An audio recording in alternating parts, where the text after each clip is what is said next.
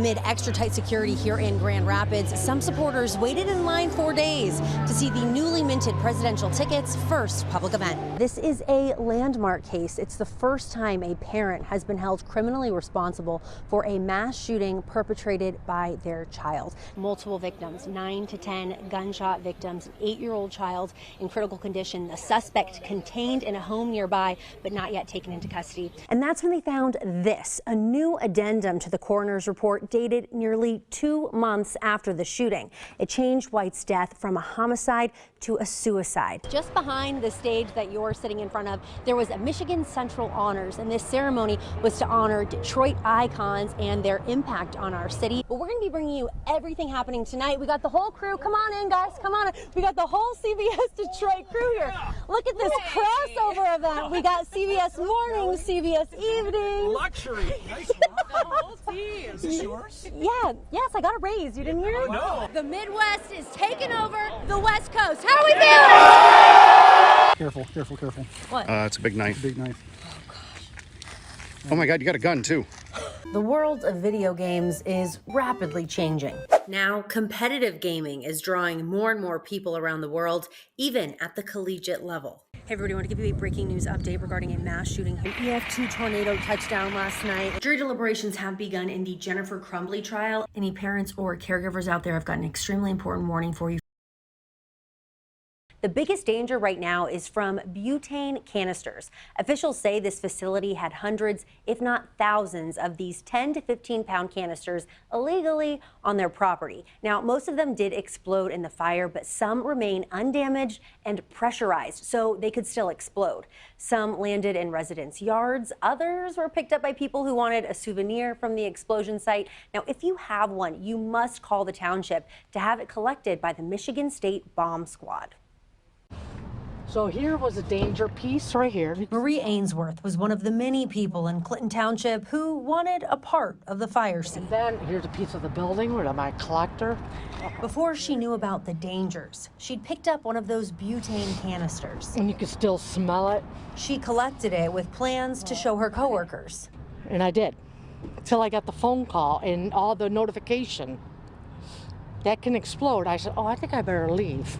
She then wanted to turn it over to officials and drove it to the scene of the fire very carefully. No, I'm serious. I'm not taking this road because it's too bumpy. Easy on them brakes.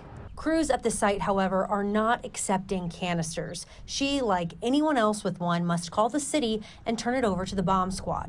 Please don't put yourself, your family, and your friends in jeopardy, because those are dangerous. It has been 9 years since the Flint water crisis began. There's floaties in this. But for some residents, they still feel like they are living in a science experiment. Great.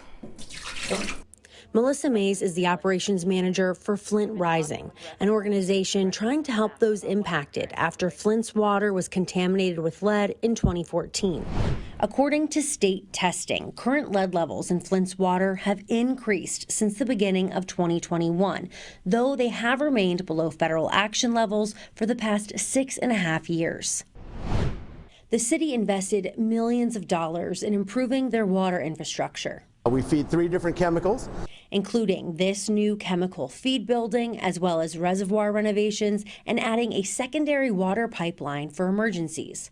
Despite all of this, the water plant supervisor, Scott Dungy, says many still don't trust it, even his own family. An uncle to this day still doesn't bathe in the water, and I've tried my best to, say, Scotty, I just don't trust it. I said, Uncle Pete, I'm telling you, I can show you the records, and you have all new copper line feeding your house and everything, and I've tested his water. Everything's great, but he's still a little slow to come around, but someday I hope he will.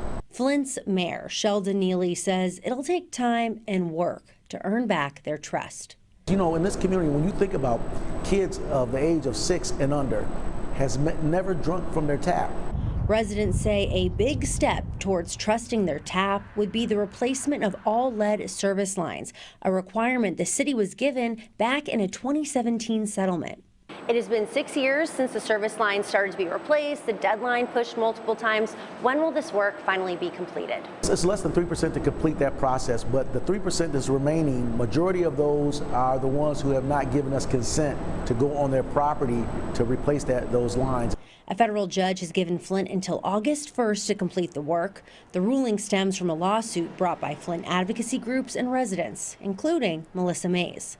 We just want to be able to go to our taps and not be afraid of what that smell is. As the ripple effects of the Flint water crisis continue, Michigan is dealing with a whole new slew of problems, managing one of the world's largest sources of fresh water. A growing problem that's costing billions of dollars and costing lives is flooding.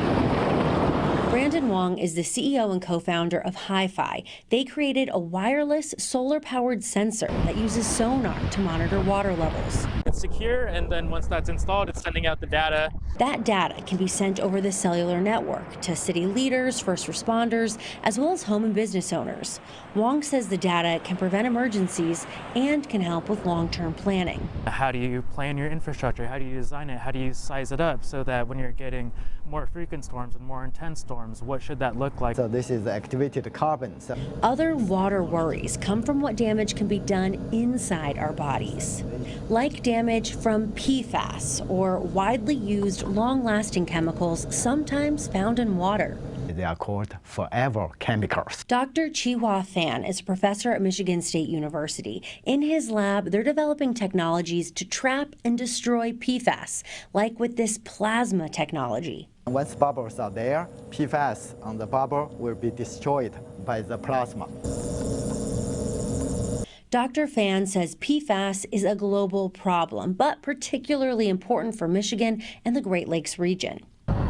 Back in Flint, Mays says her family and others are dealing with the physical and mental health impacts from the crisis. But 9 years in, they're still here and have no plans on backing down. They made the decisions to switch our water and to not treat it and to cover it up and hide it from people as innocent people died. Their job is to fix it and make our lives, our homes, and our bodies right. There is one thing in Flint everyone can agree on, that what happened in their town should be a warning to all others with ailing water infrastructure. Reporting for CBS News Detroit, I'm Kelly Vaughen.